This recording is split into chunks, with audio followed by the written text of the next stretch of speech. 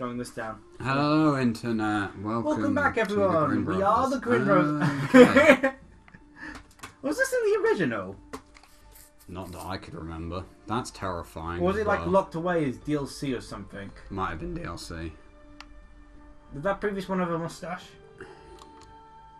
Oh my god! Oh, wow. That is beautiful. It's like a tarantula creature. You know what? No offense, they're all hideous. So... No, you know what one we have to go for? Right. Do you want to see why I hate this? I guess. That movement control looks really awkward. It is. Oh, wow. Ugh. What? Yeah. There must be a way. What does that sound? The controller vibrating. Oh, what? It happens whenever you're underwater? I guess.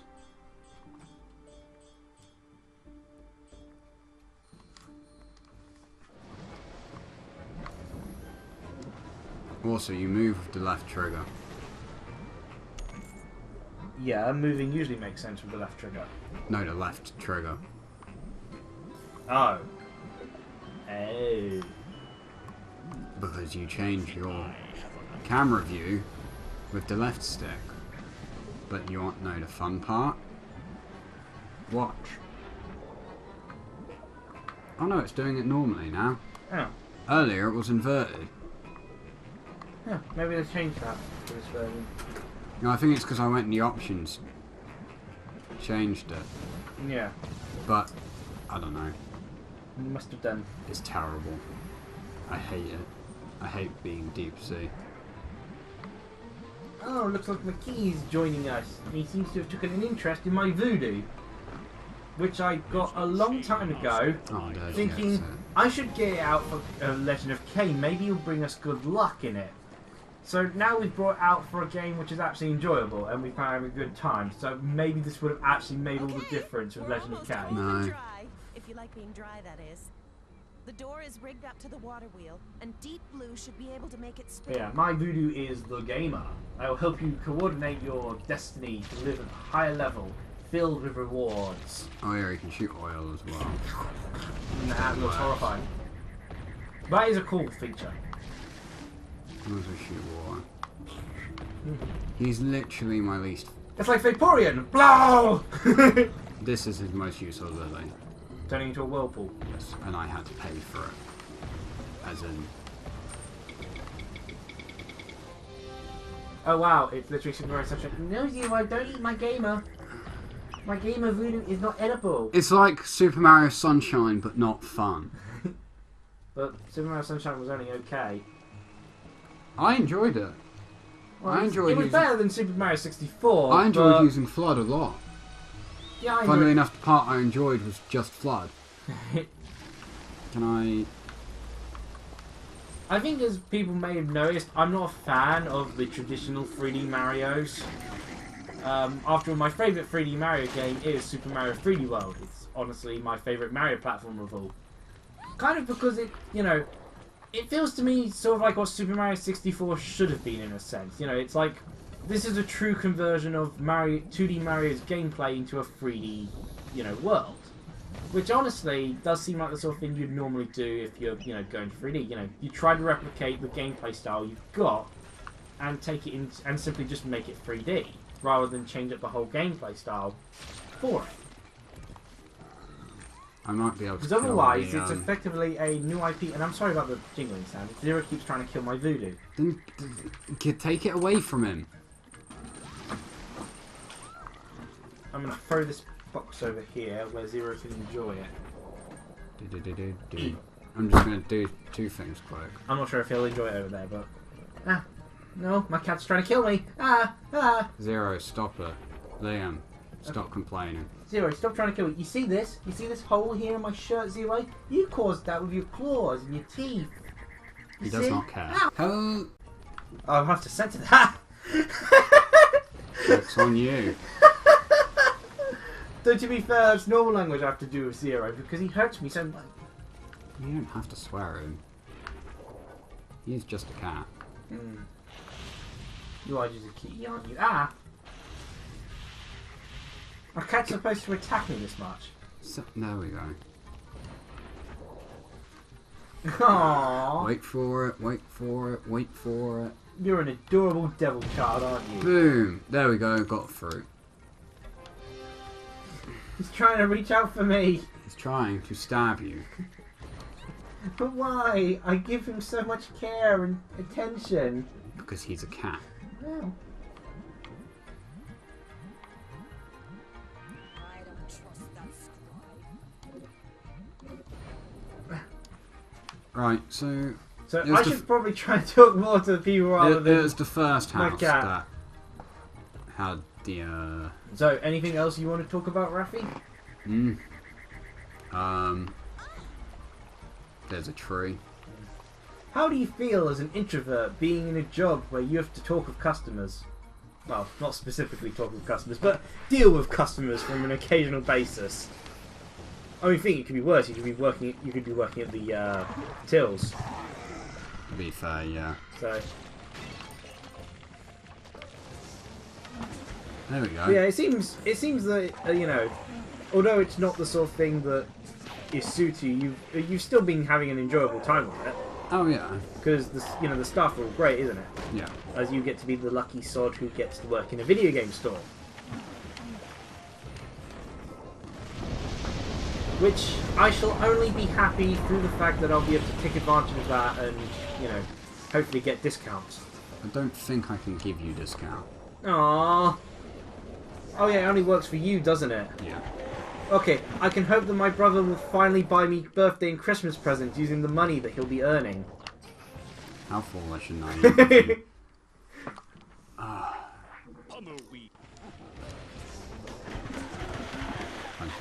Fine. Let's see, if do I have anything else to talk about? Well, it's not a video game related topic, so I couldn't really make it into a tea time, but I've actually, you know, we've since, because another thing I got for Christmas, which I completely forgot about, this moment, was Ant-Man. Oh yeah. And so we've actually watched, and so I have watched all 12 of the Avengers Phase 1 and Phase 2 films. I've not watched Iron Man 2, but... You're not missing out on anything. If I was to form a top 12, Iron Man 2 would be at the bottom, and only included in the list because there's only 12. Also, that was brutal. Oh, you fought like a tornado, and it all seems to have calmed down in here. That's great. This giant fruit, almost the size of you, it should do. I'll re-equip him now. And he's literally the size of me. Yep. How... Yeah, Iron Man 2 is just awful. It's boring. You can't understand the main villain, Whiplash, at any point because they don't give you subtitles. And it's like, it could have worked. It just didn't in any way. Which is a shame. I've just... The Incredible Hulk would probably be 11 on my list because it's okay at best, really. It's kind of boring. I mean, it has a cool fight against Abomination at the end, but... It uses a different banner as well, doesn't it? Yeah, the current Bruce banner they've got is definitely the best Bruce banner they've had. Really want them to actually make a new Hulk movie simply so we can have that Bruce Banner in the lead role. Cannot control this thing for the life of me. Mark Ruffalo, I believe he is. Yes. I'm not very good with actors' sort of names. Mark Ruffalo is his name. I usually only remember people for their characters. Like, when it came to sort of saying, oh, who was the lead of Jurassic World, it was mostly just saying, oh, it's Star-Lord. I mean, it's true. Right, hold on. Let's move forward. Just swim around in a circle with him. Go up and down as well, not literally just in a circle. A little bit awkward. Yeah. You know what's more awkward? The fact the controller keeps rumbling? I don't know why it's doing that. Oh, Zero squished its boxy. It's more a fact. When you're Kameo... Who's the blue dragon tail for? I don't know. Fancy writing. Yeah, when you're Kameo. Up is forward, right? Yeah. So the moment you hit the water and switch forward with this guy, You try to go up to go. it sends move you forward. upwards. Ah.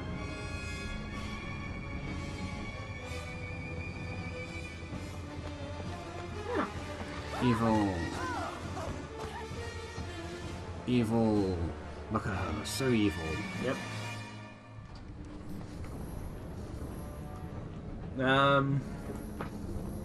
I mean, really the only good parts of the Incredible Hulk was the military's attack on Hulk.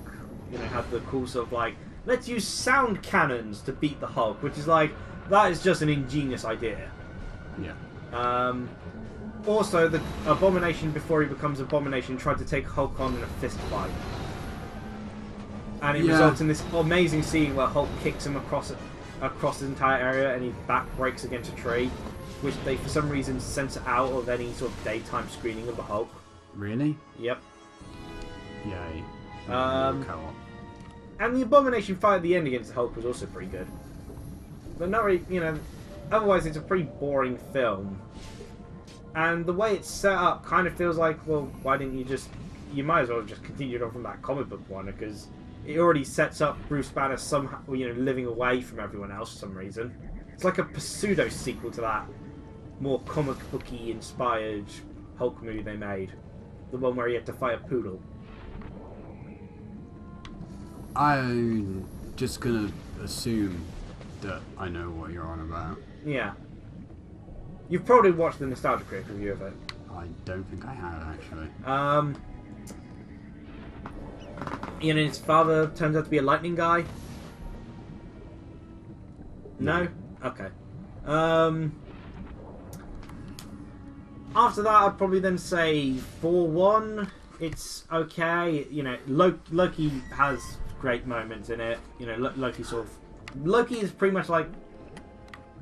Although I'd say there's, you know, like one or two which have sort of worked, Loki is pretty much the only good, sort of like really good villain the Marvel Cinematic Universe has had. It's weird how poorly done their villains are. Usually very dull. Yeah, I can't really argue that. But I feel like they've been using Loki a little bit too much. Loki's kind of been overused. But I think that's because they recognise they're not very good at making these villains. Seems that way. Like, I expected Red Skull to be more evil. Given the... It's Red Skull? Yeah. He's too evil for the Nazis. The Nazis! Yeah, that's usually a sign that you're pretty evil. And yet he gives his assistants a spare set of keys to drive his car. It's like, that's not evil. What's evil is giving your assistants a spare set of keys to drive the car and then telling them that it's the wrong set of keys. Oh, thank God I'm out of the water. Although it's a manual and he only knows how to drive automatic. That's like the most petty form. We're German! Why do we have all the names of these missiles written in English? But yeah, 4-1 was okay, but it's like... Not much happens in terms of action. There's like a cool fight where Thor punches like a normal guy, really. And it's not... And it has a few funny moments, but it doesn't really exist throughout, per se. You know. Yeah. Can I buy a steed? We don't sell horses here. Fine, then a very large dog will do.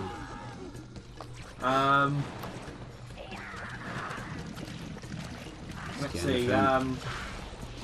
Then Captain America, like, I think I hate, because again, it's okay, but I felt it could have been better.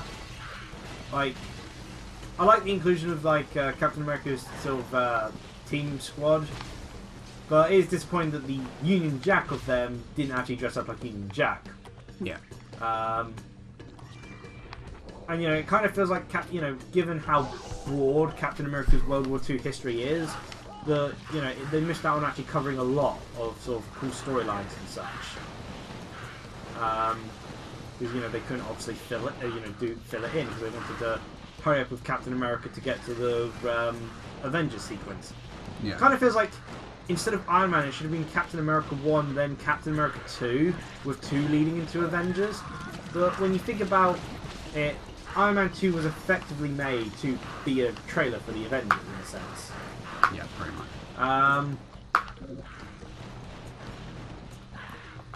After that, I'm not sure what I'd put at sort of 7. Quiet doggies. 12, 11, 10, no, it'd be 8. Dogs, shush. It'd be 9, 8, 6 after that. Sorry, not 9, 8, 6, 9, 8, 7. Wait, no. 12, 11, 10, 9, no, 8, 7, 6. Finally, I understand maths now. I don't know, I'm not sure how I'd position Ant-Man 4-2 and Iron Man 1. What are your opinions of those three? You know, which would you say is better of the three? Or worse of the three? Because those are ones you've actually watched. You know, you've only... There's a lot of fire creatures in this water temple. Yeah, we've seen that way.